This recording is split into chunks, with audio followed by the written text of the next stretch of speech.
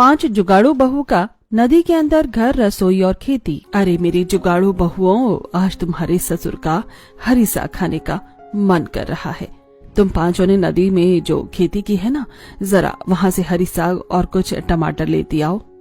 जी माँ जी, मैं और पूर्वी अभी नदी में जाकर अपने खेत से सब्जियां लेकर आते हैं।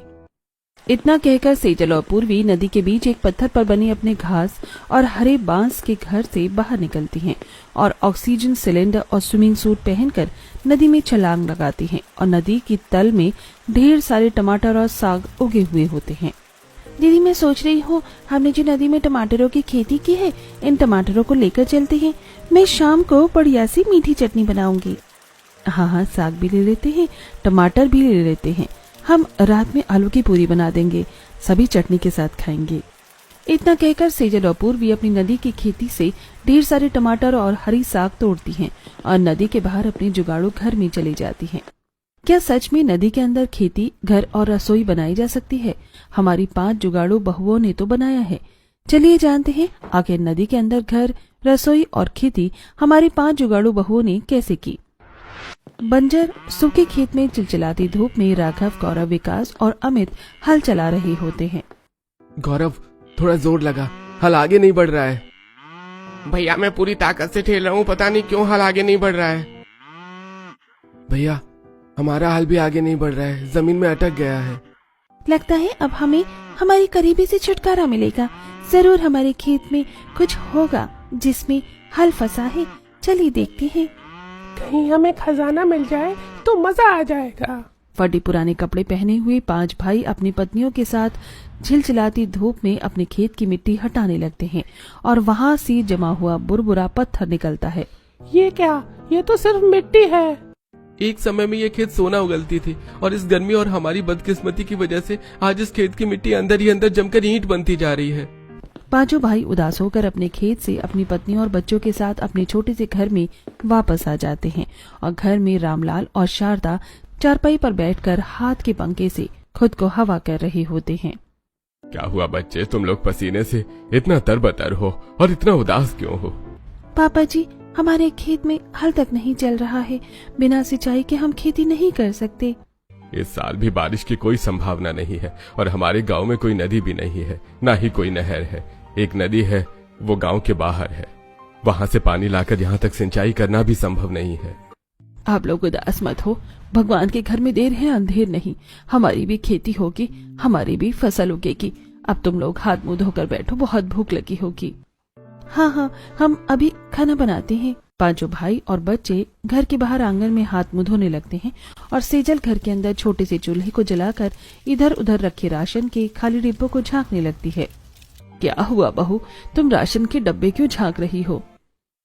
माँ जी, दीदी इसीलिए डब्बे झांक रही हैं क्योंकि किसी डिब्बे में कोई अनाज ही नहीं बचा है, न ही कोई सब्जी बची है।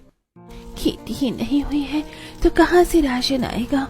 पैसा भी नहीं है और न ही दूसरे किसानों के खेत में कुछ उगा है। अरे आप लोग घबराते क्यों हैं? आटा है ना, रोटी बना देते हैं और थोड़ी प्याज है, उससे खा लेंगे। भाभी, हमारे गांव की प्याज बहुत तीखी है, इसमें रोटी नहीं खाई जाती, गले और आंखों में बहुत लगती है।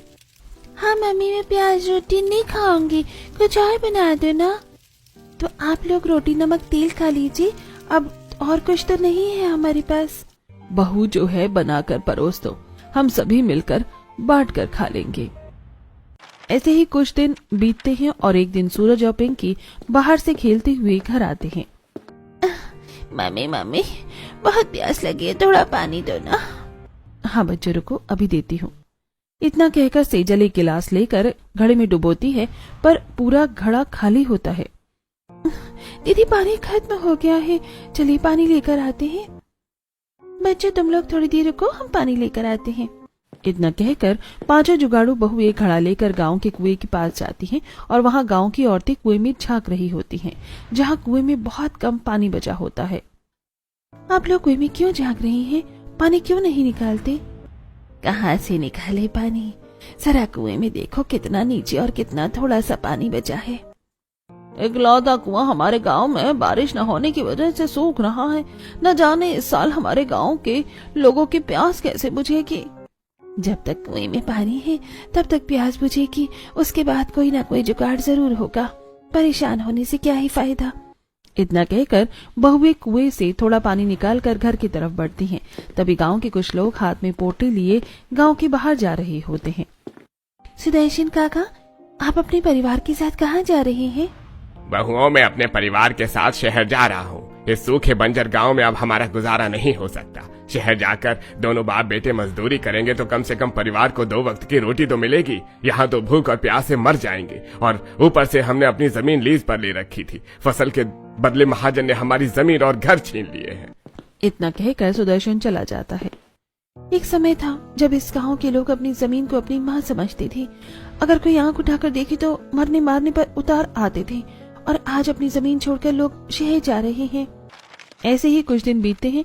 गांव में खेती न होने की वजह से लीज ट्रेनर अपने पैसों के बदले लोगों की जमीन लेने लगता है। ऐसे कुछ दिन बीतते हैं और एक शाम 5 जुगाड़ू बहुएं जंगल से लकड़ियां लेकर आ रही होती हैं। पूर्वी, धूप से बचने के लिए शाम को अपने सर पर गीला गमछा बांधकर निकलने का जुगाड़ तुम्हारा बहुत अच्छा था।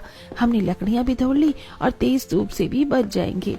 क्या जुगाड़ लगाया तुमने? दीदी, हम सभी जुगाड़ू बहुएं हैं, थोड़ा बहुत तो जुगाड़ लगाएंगे ही। हम थोड़ी गर्मी के आगे घुटने टेक देंगे। हम तो घुटने नहीं टेकेंगे, पर लगता है उन शहरी लोगों की गाड़ी ने घुटने टेक दिए हैं। देखो कैसी धुआं छोड़ रही है। थोड़ी दूर पर एक शहरी परिवार अपने धुआं छोड़ रही गाड़ी के पास खड़ा होता है। 5 जुगाड़ू बहुएं उनके पास आती हैं। क्या हुआ? आप लोग इतने परेशान क्यों हैं? और आपकी गाड़ी से ये धुआं क्यों निकल रहा है? जी, हम लोग आपके गांव से गुजर रहे थे।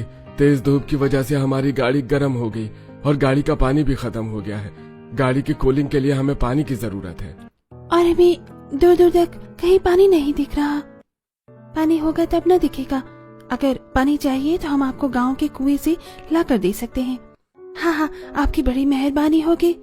5 बहुएं शहरी परिवार के साथ गांव के कुएं के पास आती हैं और कुएं का पानी और नीचे चला जाता है और काफी मटमैला होता है। हे भगवान, ये कुआं तो और भी ज्यादा सूखता जा रहा है। कोई बात नहीं, पहले इन्हें पानी देते हैं, वरना बेचारे अपने घर कैसे पहुँचेंगे। पर दीदी, कुएं की बाल्टी की रस्सी इतनी बड़ी नहीं है कि पानी तक पहुँचे। मेरे पास इसका एक जुगाड़ है। सामने पेड़ पर लताएं लटक रही है ना, उन्हें तोड़कर कुएं की रस्सी में बांध देते हैं, काम आ जाएगा। श्रुति एक पेड़ के पास जाती है और एक लंबी और मोटी लता तोड़कर लाती है और कुएं की बाल्टी में बांध देती है, और सेजल कुएं से पानी बाहर निकालती है जो अभी भी गंदा होता है। आपके गांव में इकलौता कुआं है और इसमें इतना गंदा पानी आता है। ये पानी हम गाड़ी में नहीं डाल सकते और ना ही कोई पी सकता है। आप लोग अपनी पानी की जरूरत कैसे पूरी करते हैं? हमारे गांव के बाहर एक नदी है, जरूरत पड़ने पर हम वहीं से पानी लेते हैं, और 2 साल से बारिश न होने की वजह से ये कुआं भी सूख गया है। हाय चैट जीपीटी, गंदे पानी को साफ कैसे करें बताओ।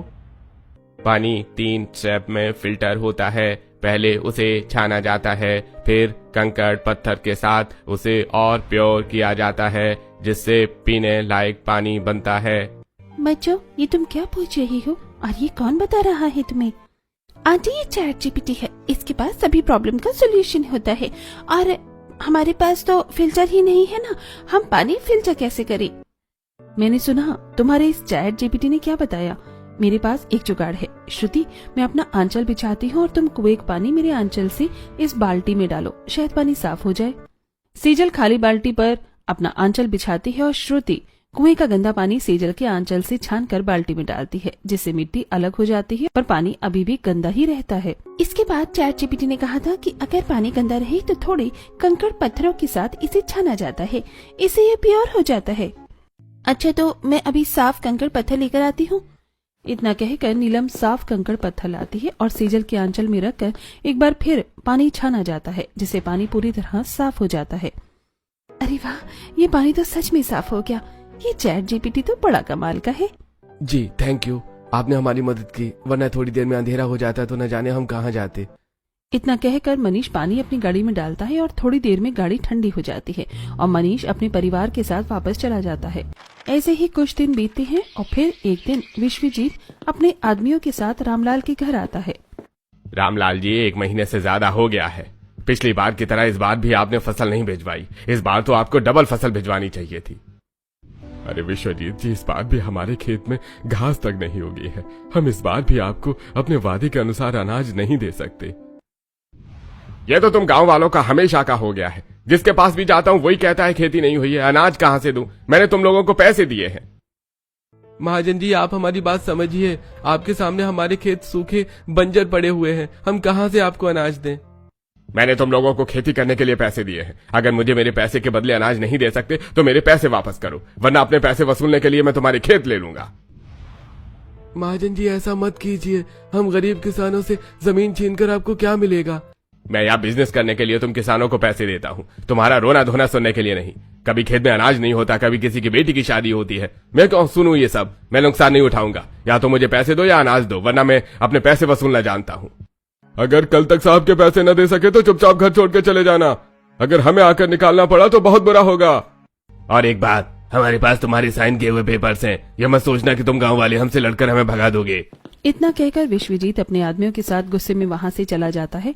रामलाल ना तो विश्वजीत को फसल दे पाता है, ना ही उससे लिए पैसे चुका पाता है। विश्वजीत कोर्ट में लीगल अपील करता है और अपील पास कर दी जाती है, जिससे रामलाल को अपना घर छोड़ना पड़ता है। अपने घर से पोटलियां बांधकर पांचों जुगाड़ू बहुएं अपने खेत में चली आती हैं। मम्मी, हम लोग अपना घर छोड़कर खेत में क्यों चले आए हैं? यहाँ बहुत तेज धूप है। घर चलो। बच्चों, अब वो घर हमारा नहीं रहा। अब बस हमारे पास ये खेत ही है। यहीं किसी जुगाड़ से घर बनाकर रहेंगे। तभी विश्वजीत अपने आदमियों के साथ खेत में आता है। किसका खेत? ये खेत अब तुम्हारा नहीं है, ये खेत विश्वजीत का है। ये क्या बकवास कर रहे हो तुम? हमारा घर तो तुमने ले लिया, ये खेत तो हमने तुम्हें नहीं दिया है। अरे जब हमारी डील हुई थी तब जिन पेपर्स पर तुम्हारे ससुर ने साइन किया था उन पेपर्स में भी ये खेत शामिल है। कोर्ट ने ये खेत भी हमें दे दिया है। निकल जाओ यहाँ से। धोखेबाज, हमारी खेत और घर की जितनी कीमत है उतनी हमने तुमसे ली भी नहीं है। कोर्ट ने मेरी लीगल अपील पास की है। चुपचाप यहाँ से निकलो, वरना सीधे थाने में जाओगे। इतना कहकर विश्वजीत हंसते हुए अपने आदमियों के साथ चला जाता है और पांचों बहुएं अपने परिवार के साथ खेत से निकलकर गांव के बाहर जाने लगती हैं। दादा, तुम तो कहती थी भगवान के घर में देर है अंधेर नहीं, पर मुझे तो लगता है भगवान के घर में अंधेर ही अंधेर है। अब हमारे पास न खेत बचा और न घर। अब हमारे पास गांव छोड़कर शहर जाने के अलावा कोई उपाय नहीं बचा है। हमें भी दूसरों की तरह शहर ही जाना चाहिए। चलो नदी के पास चलते हैं, उसे पार करके शहर जाएंगे। तेज धूप में पांचों बहुएं अपने पूरे परिवार के साथ शहर की तरफ बढ़ती हैं। शाम होते होते सभी जंगल में नदी किनारे पहुंचते हैं और ठंडक पाकर पूरा परिवार नदी किनारे रात बिताता है। अगली सुबह आयुष और नव्या मधुमक्खियों से बचने के लिए यहाँ दौड़ रहे होते हैं। चैट जीपीटी, अगर जंगल में मधुमक्खियां दौड़ा ले तो क्या करें? अगर आपके पास में कोई नदी हो और तैरना आता हो तो आप उसमें कूद जाइए। मधुमक्खियां पानी में नहीं आती। ये सुनते ही आयुष और नव्या पास की नदी में कूद जाते हैं और मधुमक्खियां वापस चली जाती हैं। थोड़ी देर बाद आयुष और नव्या नदी से बाहर आते हैं। अरे, तुम तो वही बच्चे हो ना जिनकी गाड़ी फंस गई थी? तुम लोग जंगल में क्या कर रहे हो? हम तो इस जंगल में पिकनिक मनाने आए थे, तभी मधुमक्खियां हमारे पीछे भागने लगी। तुमने अभी अपने फोन से कुछ बोला और तुम नदी में कूद गई, ऐसा क्यों किया? आंटी, आपको याद है मैंने चैट जीपीटी के बारे में बताया था?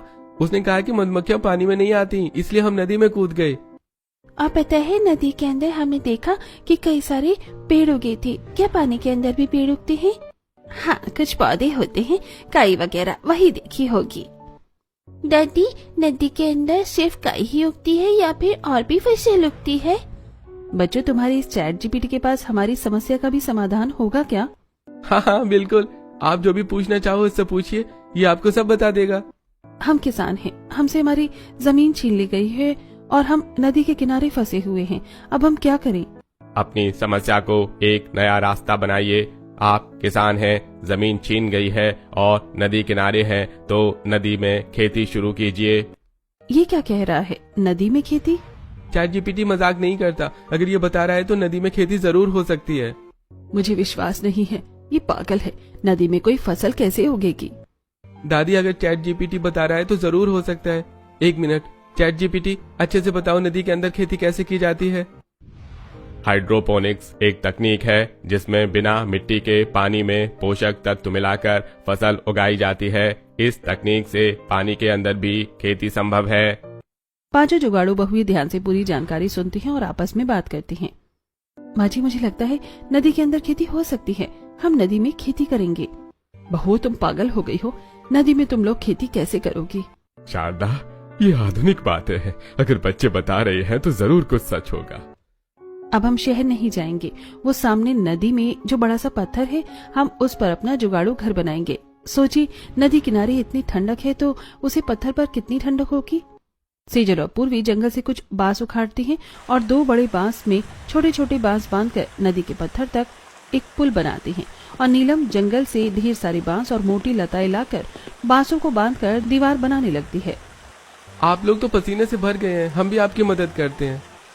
राघव और नीरज जंगल से बांस उखाड़ कर लाते हैं और गौरव और अमित बांस को छोटे छोटे टुकड़ों में काटकर घर बनाने में मदद करते हैं। थोड़ी देर में हरी बांस, घास और कच्ची बेल से पांचों जुगाड़ू बहुएं नदी में अपना घर बना लेती हैं और बाहर एक छोटा सा मिट्टी का चूल्हा बनाकर उसके ऊपर छत और चिमनी बनाती हैं।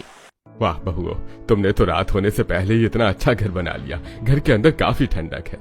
बापूजी, हरी बांस में पानी होता है, इसीलिए घर ठंडा है और मजबूत भी है, और अगर नदी का पानी बढ़ता है तब भी हमारा घर डूबेगा नहीं। बहुओं, तुमने घर तो बहुत अच्छा बना लिया है, पर मुझे नहीं लगता कि नदी में खेती होगी, और जब तक खेती नहीं होगी तब तक हम क्या खाएंगे? माँ जी, हम नदी के बीच में हैं, यहाँ मछलियाँ हैं, हम कुछ दिन मछली खा सकते हैं और आसपास जंगल है, वहाँ से फल भी खा सकते हैं, जब तक हमारी खेती में फसल भी आ जाएगी। दीदी, चलिए अब नदी के अंदर बीज बोते हैं, हमारे पास थोड़े टमाटर और साग है, सबसे पहले इन्हें ही बोते हैं।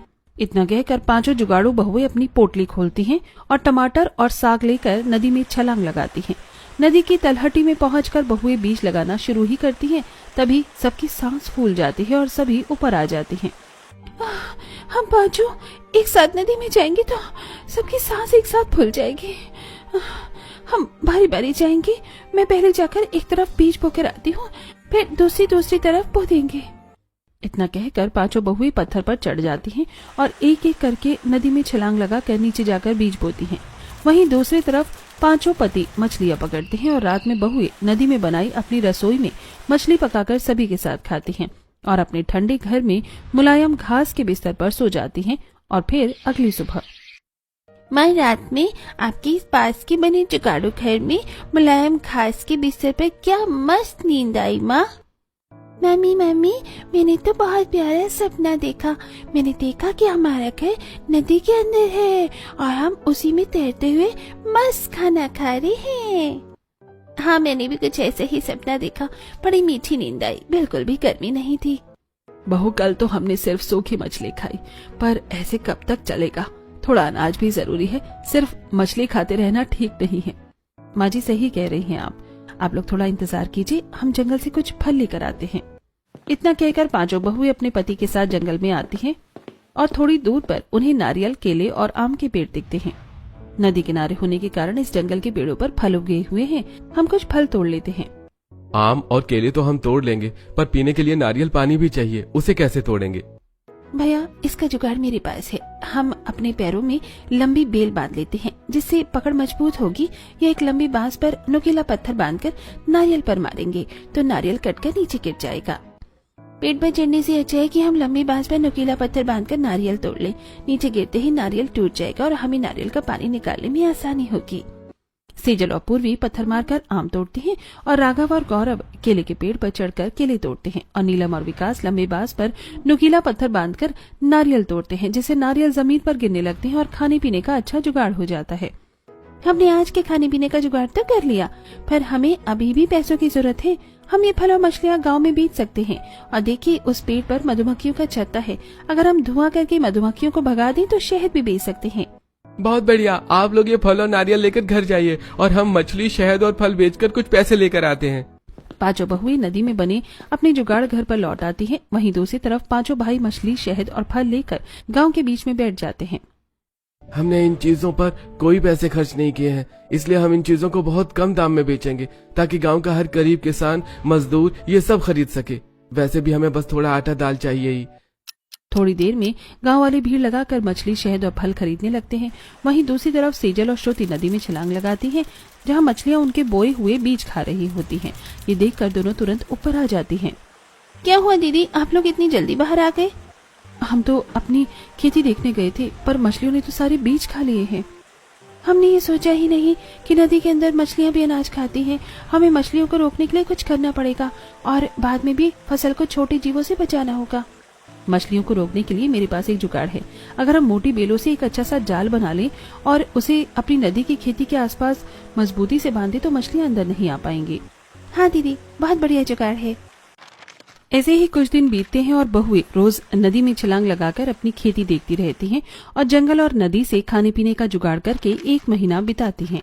बहुओं 1 महीना हो गया है, तुम्हारी नदी की खेती को फसल हुई है या क्या? हाँ बापूजी, लाल लाल टमाटर और साग हो गए हैं, हम अभी लेकर आते हैं। इतना कहकर 5 जुगाड़ू बहुएं एक साथ नदी में छलांग लगाती हैं और जाल हटाकर अपने खेत के पास जाकर लाल टमाटर और साग तोड़ने लगती हैं। काफी देर हो गई, बहुएं नदी से बाहर नहीं आई। हाँ, लगभग 5 मिनट हो गए, लगता है हमें जाकर देखना होगा। पूरा परिवार नदी की तरफ देखता रहता है और थोड़ी देर बाद 5 जुगाड़ू बहुएं टमाटर और साग लेकर बाहर आती हैं और पत्थर पर चढ़ जाती हैं।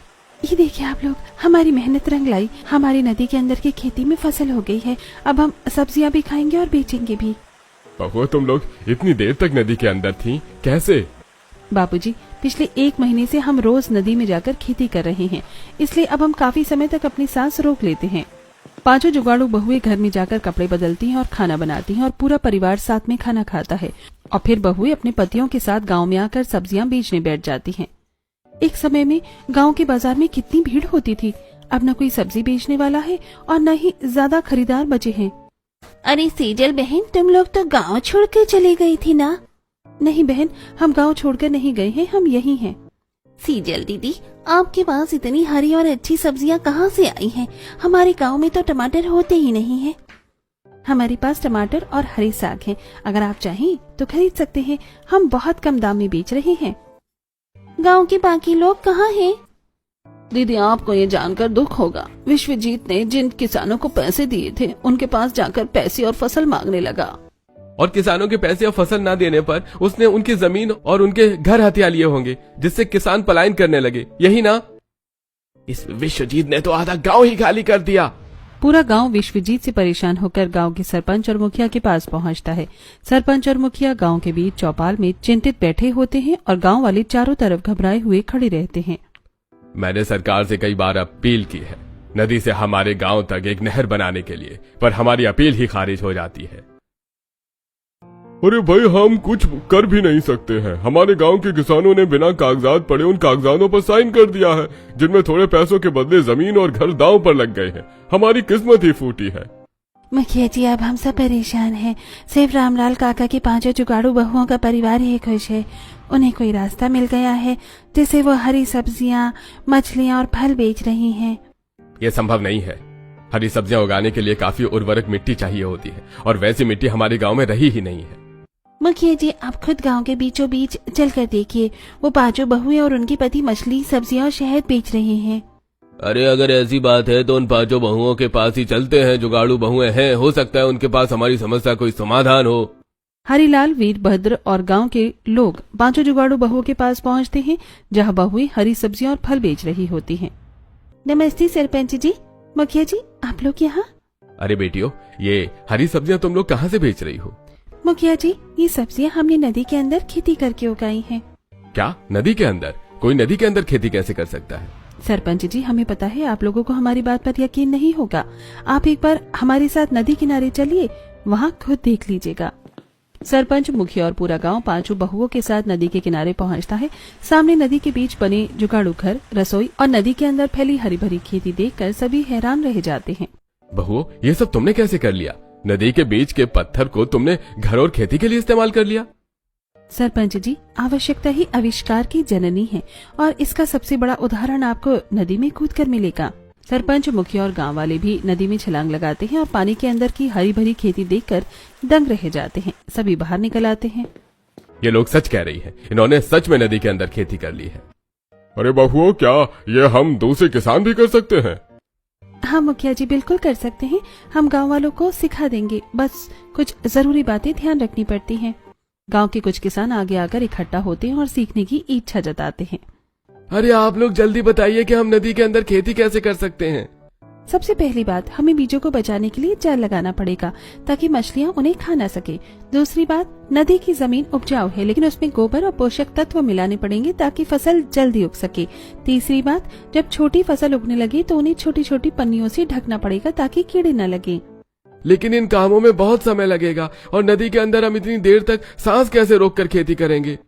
अरे भाई उसकी चिंता आप लोग मत कीजिए, मैं अपने खर्चे पर आप लोगों के लिए शहर से ऑक्सीजन सिलेंडर मंगाऊंगा जिसे पहनकर आप लोग आराम से नदी के अंदर खेती कर पाएंगे।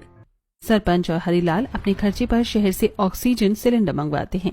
किसान और बहुएं उन्हें पहनकर नदी में उतरती हैं। आप लोग सबसे पहले एक कतार में बीज बोना शुरू कीजिए, तब तक बाहर जाल तैयार हो रहे हैं। बीज बोने के बाद हम ऊपर से जाल लगा देंगे। अरे भाई ठीक है सेजल बेटी, हम समझ गए। गांव के सभी किसान मिलकर नदी की तलहटी में एक कतार में अलग अलग सब्जियों के बीज बोते हैं और बेलों की मोटी जाल से उन्हें ढक देते हैं। कुछ दिन बीतते हैं और नदी के अंदर हरी भरी सब्जियां लहराने लगती हैं। शारदा, रामलाल, तुम्हारी बहुएं सच में बहुत जुगाड़ू हैं। उनके जुगाड़ू और किसानों की मेहनत से हमारे गांव में जहां कभी टमाटर नहीं उगते थे वहां आज गाड़ी भर के टमाटर हैं। मैं इन्हें शहर ले जाकर बेचूंगा और पैसे सबको बराबर बांट दूंगा। गांव वाले दिन रात मेहनत करते हैं और नदी के अंदर खेती बढ़ती रहती है और धीरे धीरे सभी किसान विश्वजीत को किश्तों में पैसे देने लगते हैं। मेरा प्लान चौपट नहीं हो सकता। इन किसानों के पास पैसे कमाने का एकमात्र जरिया इनकी खेती है, जो मैंने गांव में नहर बनने के प्रोजेक्ट को पूरी तरह से खत्म कर दी है। फिर इन किसानों के पास पैसे कहां से आ रहे हैं? मालिक, ये किसान रोज नदी किनारे जा रहे हैं और पूरा दिन वहीं रहते हैं। लगता है वहीं कुछ गड़बड़ है। तो अब तक बताया क्यों नहीं बेवकूफ? चलो नदी के पास। विश्वजीत अपने आदमियों के साथ नदी किनारे पहुंचता है और पेड़ के पीछे छुप जाता है। ये कैसे हो सकता है?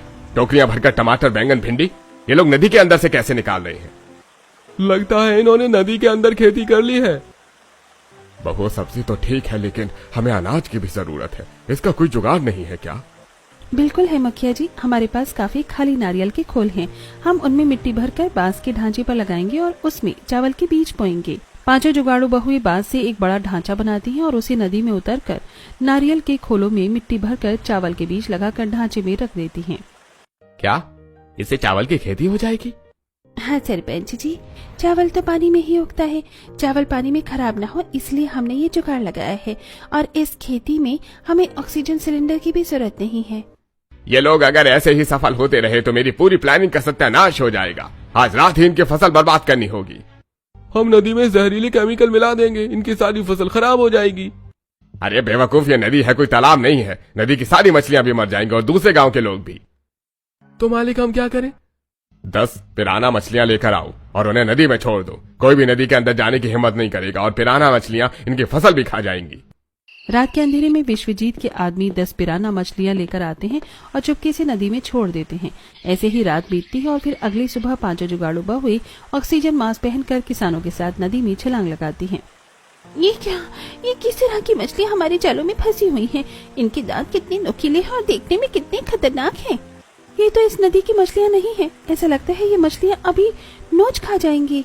पांचों जुगाड़ू बहुओं के बनाए बेल के मोटे जाल में पिराना मछलियां फंसी होती हैं और उनके नोकीले दांत जालों के अंदर कसकर उलझे होते हैं।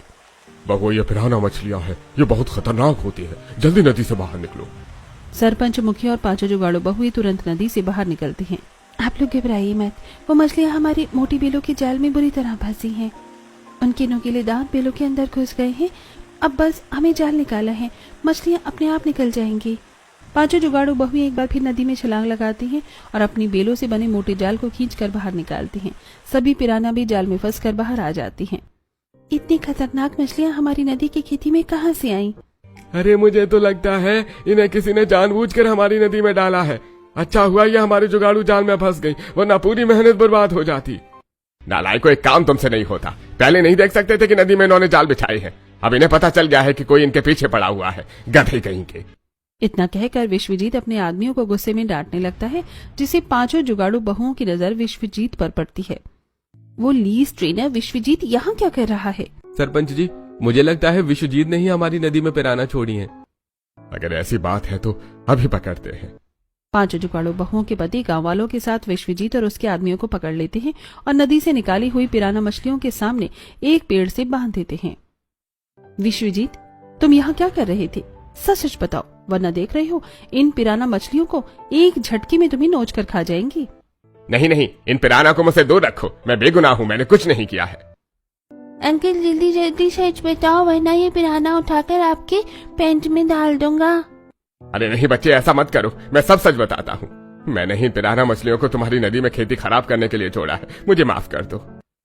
सच बता, क्या तूने किसी किसान को बताया था कि जिन कागजों पर तू उनके साइन ले रहा है उन पर क्या लिखा हुआ है? नहीं, मैंने धोखे से सारे किसानों को झूठ कहा था। और तूने ये क्यों किया?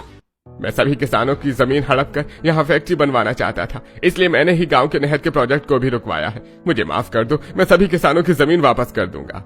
जमीन तो तुझे वापस करनी पड़ेगी, पर किसानों को तूने परेशान करने के बदले तुझे सजा तो भुगतनी ही पड़ेगी। पांचों जुगाड़ू बहुओं के पति विश्वजीत और उसके आदमियों को उठाकर नदी में फेंक देते हैं और एक पिराना मछली उनके पीछे छोड़ दी जाती है। विश्वजीत और उसके आदमी जान बचाने के लिए नदी में इधर उधर तैरने लगते हैं। सरपंच जी, आप जल्दी हमारे गांव के सरकारी दफ्तर जाइए और हमारे गांव में नहर बनने का प्रोजेक्ट पास करवाइए।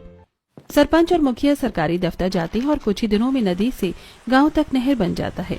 वहीं पांचों जुगाड़ू बहुओं के नदी के अंदर बनाए घर, रसोई और खेती को देखकर सरकार उनकी मेहनत से प्रभावित होकर उन्हें इनाम देती है और अब पांचों जुगाड़ू बहुओं के जुगाड़ से सूखा पड़ा गांव हरियाली खुशहाली से भर जाता है।